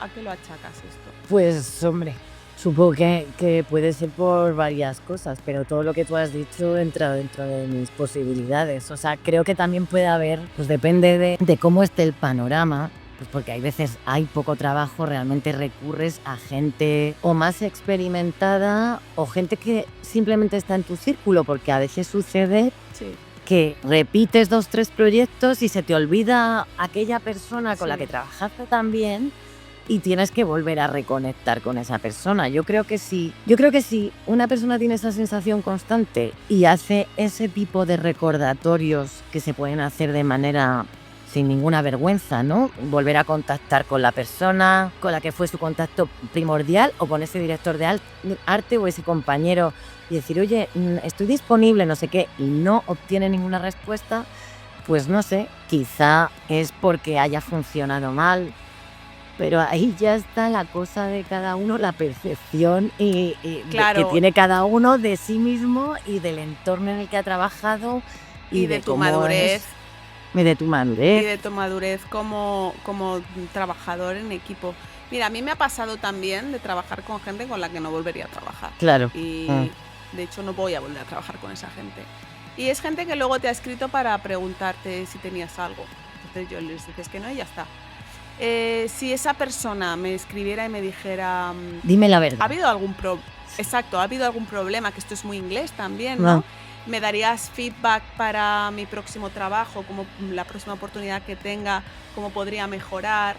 Porque una pregunta directa de ¿pero estuvo todo bien? ¿Estuviste contento con mi trabajo? Eso no funciona. Es muy difícil de responder, claro, exacto.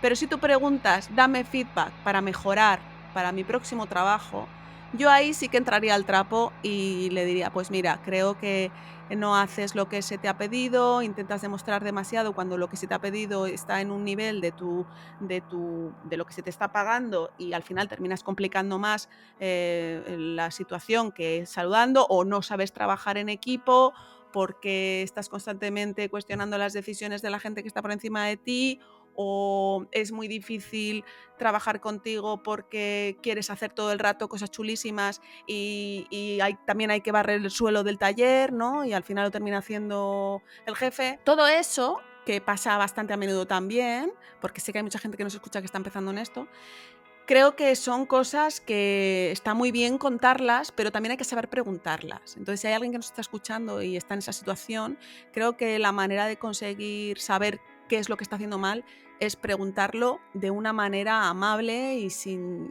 Y educada y Sí, sin arrogancia, porque porque creo que ahí todos empatizamos en el sentido de, pues yo, por ejemplo, esta gente con la que no quiero volver a trabajar, yo no quiero que no trabajen nunca más. claro, no es eso, no quieres arruinarles la vida, pero a ti te da una pereza terrible o por unas determinadas razones no quieres trabajar. Y yo ahora mismo tengo personas en mi cabeza, según estás hablando, Claro, evidentemente. claro. Y es algo muy duro y además yo considero que no soy una persona demasiado inflexible y no semi-dictatorial para nada, ¿no? Cuando estoy de jefa, pero pensando también en compañeros, pues porque al final ser un profesional engloba muchas cosas.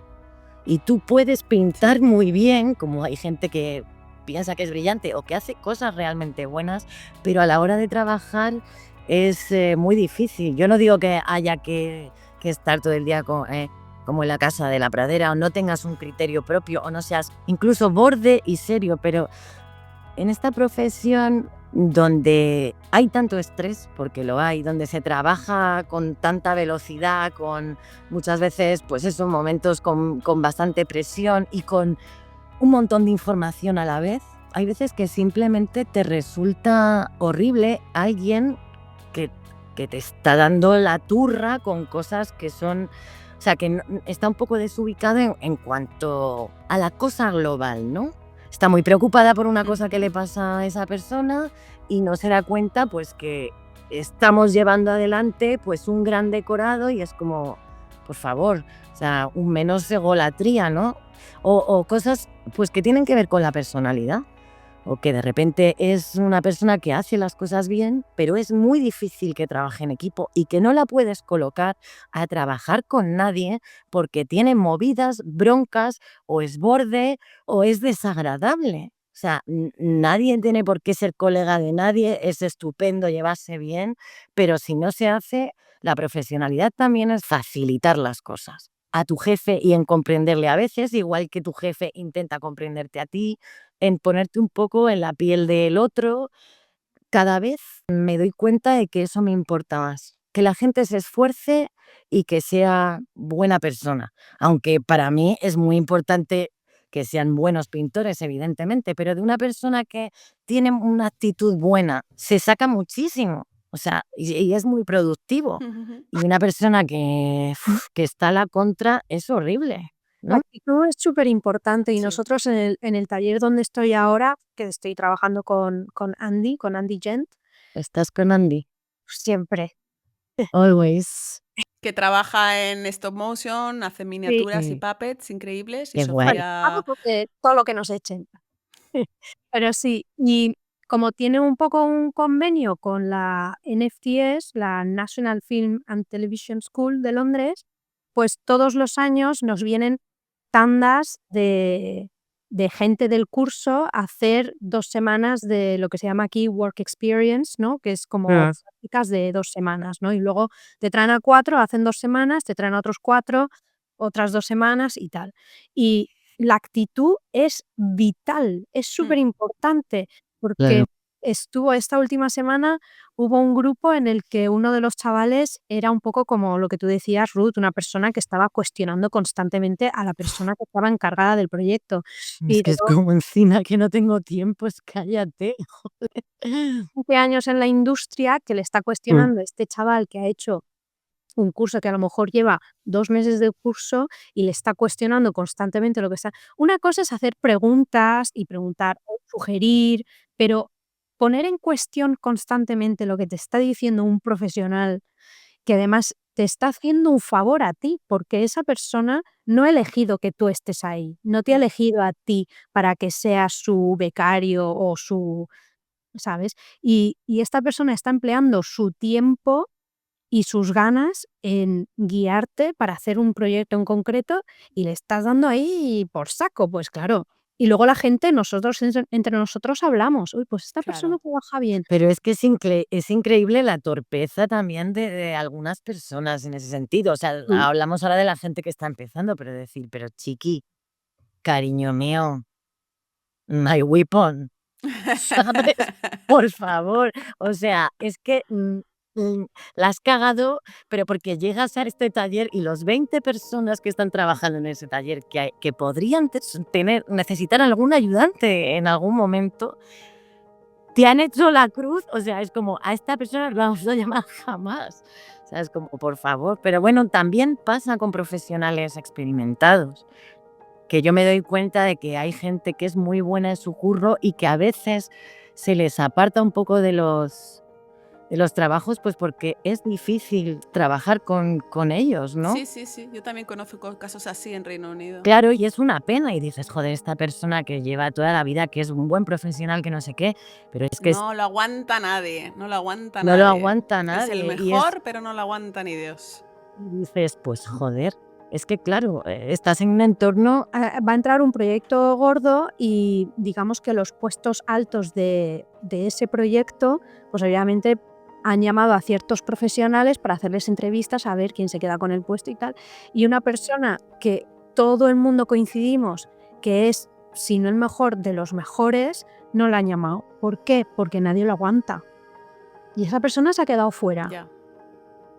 Dices, la actitud es súper importante. Y es lo que dices tú, Paloma, a lo mejor puedes incluso ser borde, pero tienes que en ese momento, cuando estás trabajando en un equipo, saber trabajar en equipo, porque muchas horas puede llegar a ser muy estresante y hay que compartir un poco. Y porque esto es trabajo en equipo. Este trabajo, Es trabajo. Claro. muchos lo son, pero el que conozco es este. Este trabajo es un trabajo en equipo. Cada departamento tiene que dar lo máximo para que pase al siguiente, para que pase al siguiente. Y es el trabajo en equipo. Es que es tal cual. es También os trabajo en digo que equipo. para mí es positivo esta cosa de la corrección política que se critica y demás. O sea, hay entornos como los públicos donde esas cosas hay que respetarlas y me da igual lo que piense la gente. O sea, quiero decir, si digo esto y alguien se siente ofendido también, creo que también hay esa tendencia a no tolerar cierto tipo de cosas. También hace que... ¿Pero de qué estamos hablando? Me ahora? refiero a que ciertos profesionales que a lo mejor han tenido actitudes que han sido tolerables en el pasado, ahora ya no lo son. Ya. En el sentido, Ya. en todos los sentidos, pues Sí. desde, bueno, de cualquier cosa que estéis pensando, pero imaginaros estos profesionales muy experimentados a los que nadie aguanta y que antes todo el mundo se tenía que comer, porque entre, digamos, las cabezas potentes o entre no se pisaban la manguera, ¿no? Y lo que pasara en el taller daba igual. Y ahora, bueno, pues si las cosas se han sensibilizado, pues mira qué bien. Es decir, si hay actitudes de, pues esta cosa que os decía yo de la old school, ¿no? De gritar, de tirar, pues ahora tú recoges todo eso al peón o al, tú, no sé qué, o no saberte ni los nombres de la gente. Bueno, si la gente entiende que el entorno laboral tiene que ser un entorno agradable y seguro y estar bien, pues entiendo también que a lo mejor hay menos tolerancia con gente que en realidad es inaguantable, ¿no? O de decir, oye, tío, pues si eres un puto borde y si estás contestando mal y si gritas a la gente y si no pides las cosas con cierta educación, pues a lo mejor estamos hasta los cojones y no te volvemos a llamar, ¿no? Y yo ahora se me cruza mucha gente por la cabeza y hay gente que puedo tener cariño, que puedo admirar en muchos otros sentidos, pero que entiendo que, joder, hay que tener un poco de comportarse bien, ¿no? Es tu sitio, ¿no? Porque Sí. si tienes a gente por encima de ti, pues lo que he dicho antes, tú puedes sugerir cosas, ¿no? Y puedes hacer preguntas y tal, pero Sí. esa persona está por encima de ti, con lo cual esa persona tiene una responsabilidad. Si algo se caga, la culpa va a ser de esa persona. Entonces tú tienes que aprender a lo mejor en ese momento pues aprendes de la situación y ya está, pero no puedes estar dando por saco constantemente porque encima de que esa persona está con la presión de tener la responsabilidad de lo que se está haciendo ahí, encima tiene que aguantarte. ¿Cómo es ser una mujer en un mundo que hasta hace 2 días era de hombres, Paloma? Mójate ahí, Mira, reivindica. me esperaba esta pregunta y no sabía cómo enfocarla. Yo que tengo una química optimista en general y aunque llevo las gafas moradas y tal y cual, creo que no voy a tener una opinión nada original. O sea, que la cosa ha mejorado muchísimo. Yo creo que micromachismos hay en todas partes, en todos los momentos, son muy habituales por parte de todos y todas, Ujú. pero creo que en general pues se va mejorando, ¿no? Yo he vivido algunas situaciones incómodas, sí, en este trabajo como en toda mi vida. Sí. También tengo la certeza o sea, me siento respetada y valorada profesionalmente, pero también sé que tengo una actitud, bueno, que es normativa ante esto. Quiero decir, que es lo que se espera de una mujer profesional aceptada, ¿no? Pues que soy, aunque hago bromitas y chascarrillos a veces, pues que soy seria, soy muy responsable, Y tú dices, bueno, claro, si eres un buen profesional, pues por esto te respetarán, ¿no? Pero no estoy segura de si tuviera una actitud más frívola, aunque mi trabajo fuera exactamente igual. Sí, Esto sería de la misma ya. manera, ¿no? Yo me siento bien y en general me siento valorada y tal, pero bueno, claro que hay situaciones que sigues viviendo y no voy a decir diariamente, pero que a veces te vuelven a sorprender, ¿no? O que no puedes evitar compararte con un compañero pensando, si esta persona estuviera en esta posición, o sea, si un señor de 42 años como tengo yo hubiera dicho esta orden, esta otra respuesta no se hubiera producido Claro. jamás, ¿no? Este tipo de Sí, cosas, sí, ¿no? sí, Y ahora sí. mismo no quiero entrar en detalles porque además no es una cosa grave, constante, ¿no? Pero son pequeñas cosas todo el tiempo. Pero creo que en general se va a mejor. Por supuesto, sí. Yo el año pasado he vivido algo que hacía mucho que no vivía, y más en este país que son todos tan educados y tan de guardar las formas, ¿no? Tan polite. Tenía un ayudante de pintura que era un chico bastante más joven que yo y era obvio que era más joven que yo, vamos, tampoco... Aunque yo me mantengo estupenda. Aunque tú estás estupenda. Y íbamos a las reuniones, ya no con mis jefes no, pero íbamos a las reuniones con departamentos más altos y cuando él venía le hablaban a él y no a mí. Y yo decía, bueno, será por mi inglés, ¿sabes? Será por mi inglés, porque igual dan por hecho que él, al ser el inglés, pues va a entender mejor. No era por eso, porque luego, hablando con compañeras mías, jefas de equipo también, pues me dijeron exactamente lo mismo. Claro, entonces ahí ya dices, hostia, ¿y esto? Gente joven, ¿sabes? No gente muy señoros de 60 años, gente joven de pues 40 y pico como yo y gente pues que tendrá hijas, que ya sé que Ya. esto no es tal, ¿no? Pero que al igual tendrían que empatizar un poco más con ciertas cosas y tú haces tu trabajo Sí, como... lo de la edad es relativo, porque yo cuando digo, los señores de 60 nacieron en los años 60, por favor. O sea, que mira que no pasaron cosas en los años 60 y ya no es un bebé. O sea, que es que ya no hay nadie en este mundo que se salve por la sí, edad. que esté justificado. Sí, no sé, me dejó un poco muerta en la bañera porque piensas que en ciertos niveles eso ya no sucede y desgraciadamente sigue sucediendo. Sí. Y sí, no sé, que se dé por hecho que cuando algo está muy bien acabado lo ha hecho un hombre y no una mujer. Eso es algo que creo que está a nivel educacional en todas nuestras cabezas, de hombres y de mujeres, ¿no? De hecho, yo cuando hago el podcast muchas veces pienso en un tema. Cuando lo hacía con Iván, Javi y Carlos también, pensábamos un tema y pensábamos en traer gente, tal. Y venga, vamos a traer a un no sé qué o a un no sé cuál. Y las primeras personas que te vienen a la cabeza son hombres. porque estamos acostumbrados al experto en Exacto. tal, claro. Y porque siempre que escuchas al experto en la radio, en no sé dónde, son hombres. Entonces, en tu cabeza automáticamente, si no te esfuerzas y dices, no, vamos a intentar traer una mujer, entonces ya te acuerdas de menganita, de fulanita, de futanita, que son igual de cracks o más, porque para llegar al mismo nivel igual han tenido que esforzarse el triple. Se trabajar más. Y no has caído en ellas a priori porque es algo educacional y cultural. Entonces, todo eso todavía lo vivimos todos y todas. Y yo también lo vivo, tanto como víctima como victimario un poco. Entonces, bueno, está muy bien señalarlo y creo que sí, que al final yo tampoco reivindico mucho en este podcast este tema, pero creo que si tú a ti mismo no te reconoces esos vicios, no vas a poder enfrentarte a ellos. Entonces es muy fácil decir, no, yo no tal. Pero es que si no te reconoces ahí no puedes atacar eso. Entonces, en vez de negar, igual hay que analizarse un poquito más e intentar superar esas pequeñas cosas. Pero sí, creo que es algo que va mejorando con los años y que irá mejor. Sí, también hay pues un reconocimiento propio. Esa sororidad se nota también, ¿no? Si te encuentras a tías de tu edad con una experiencia parecida, no sé qué, hay ciertas cosas implícitas que te miras y dices, por aquí no vamos a pasar. Y sientes esa fortaleza también, ¿no? O de, Sí. aquí no nos torea nadie, que somos unas señoras ya Sí, y sí. punto. Y si hemos pedido un extractor, nos lo traen. ¿Sabes? Yo qué sé. Ahora Por haber más ejemplo. mujeres en la industria de todas maneras, ¿eh? Lo ves simplemente con la gente que viene de la escuela a hacer prácticas. La mayoría de la gente que viene a hacer prácticas son mujeres. Hay menos hombres. No sé por qué será eso. A lo mejor es solamente ese curso porque está enfocado al stop motion, pero sí, cada vez hay más mujeres. Y se agradece también, ¿no? Sí, hombre, bienvenidas sean.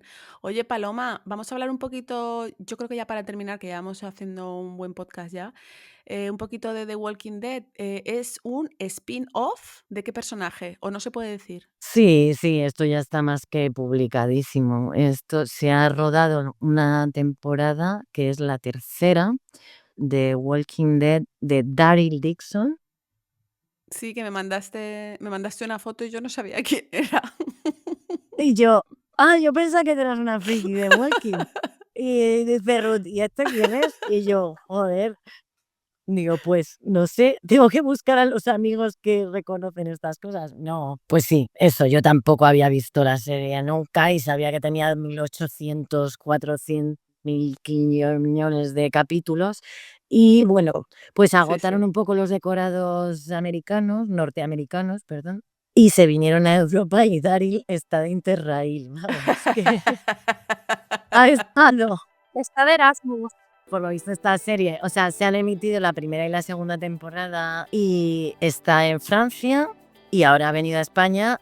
De hecho, hacemos algunos cachitos de Londres en España, ¿no? ¿Ah, sí? Sí, esto también está publicado, o sea, que no me voy a meter en ningún lío y han salido 1000 fotos. En Madrid rodamos como si fuera una calle de Londres.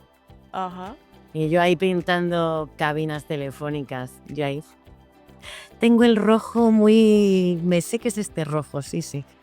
Y entonces nada, pues se ha estado rodando en bastantes sitios en España. Que como llega Daryl a Europa desde Estados Unidos con todos los... No, eso ya ha salido, pero sinceramente... Bueno, vale, tendré que verla. Bueno, son solo 2 temporadas. Tienes que verla, porque yo ahora mismo no te puedo responder. Claro, ahora hay 2 temporadas, la que se ha rodado es la temporada de tercera. Walking Dead fue un poco truñaco. Y entonces ya dejó de ver nada. Claro, o sea, yo, he visto alguna cosa que nos han enseñado así y lo que te puedo decir es que tiran del paisaje y es un poco lo que quieren enseñar. Pues en Francia igual son cosas un poco más monumentales, que si castillos, lomas, no sé qué. Bueno, pues Claro. para dar una nueva, yo qué sé, meter otro concepto en el mundo zombie. El zombie de Europeo. turismo intelectual, ¿sabes? El zombie flamenco. El zombie que se va a la Ribera Sacra, el zombie que se va a Catedral de Reims, a ver, De Notre Dame. el zombie culto, ¿no? No el zombie de balcón. ¿Y qué tal ha estado grabar con The Walking Dead? Pues bien, o sea, al final ¿Dónde habéis estado? hemos estado en Belchite, en Galicia, en Sevilla, en Barcelona, poquito, pero en Segovia, en Sepúlveda muchísimo, y en Madrid.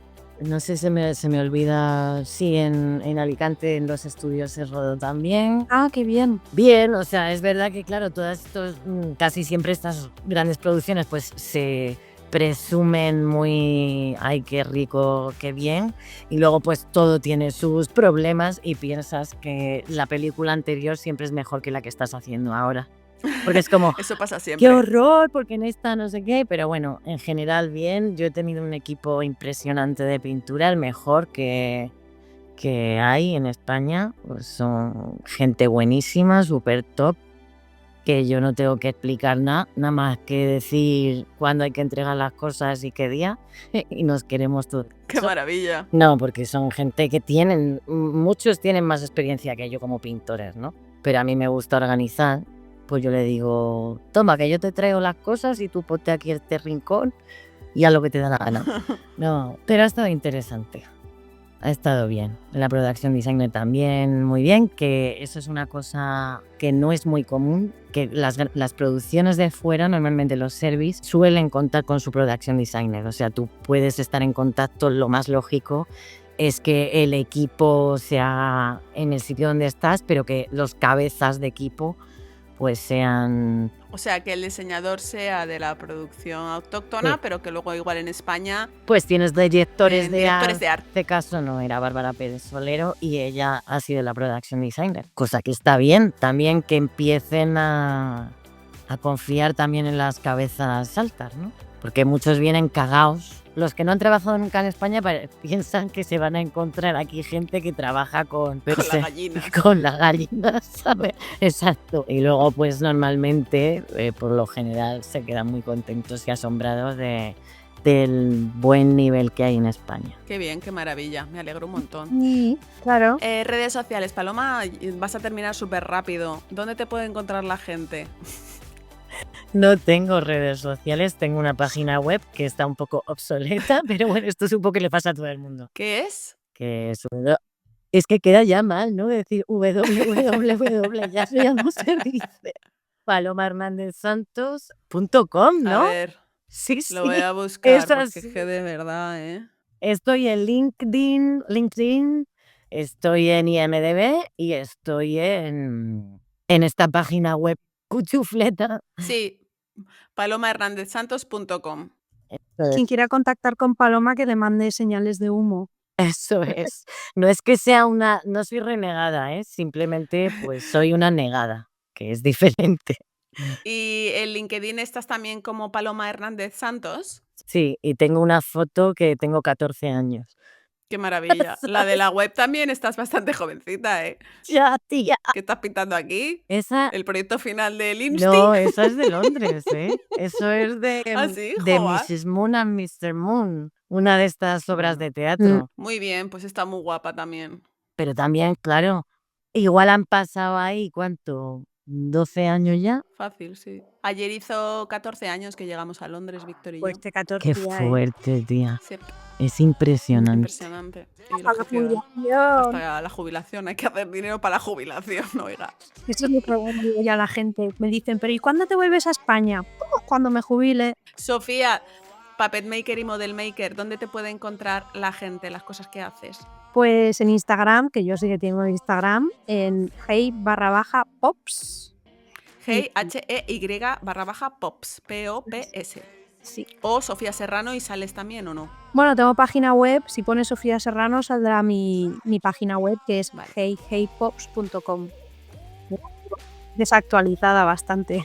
Perfecto, muy bien. Pues muchas gracias por estar aquí hoy, chicas. Ha sido una charla súper interesante y la he disfrutado un montón. Nos vemos pronto. Muchas gracias. Yo quiero decirle a los oyentes, se dice así, de podcast, que gracias por escucharme la chapa que estoy dando, que tienen que darse cuenta que tengo delante de mí la distancia a dos amigas que hace tiempo que no veo, que echo de menos, que me emociono. porque vivía allí y allí estábamos muy unidos. Pues estás solo ante el peligro y es tu familia y que las echo mucho de menos y que pues me hubiera gustado a lo mejor tirarme 4 horas hablando de nuestros marujeos tranquilamente y luego poder hablar de esto, pero bueno, ya es muy tarde y mañana hay que trabajar. Hay que madrugar. Yo también te echo mucho de menos, Paloma. Ya vamos quedando menos aquí en Londres, ¿verdad, Sofi? Nos van abandonando. Y ya la gente se va yendo. Ay. Ven a vernos, Paloma. Claro, aquí vosotras también podéis venir aquí, que os dé un poco el sol. Está bien, Ya que- sí, estaría bien.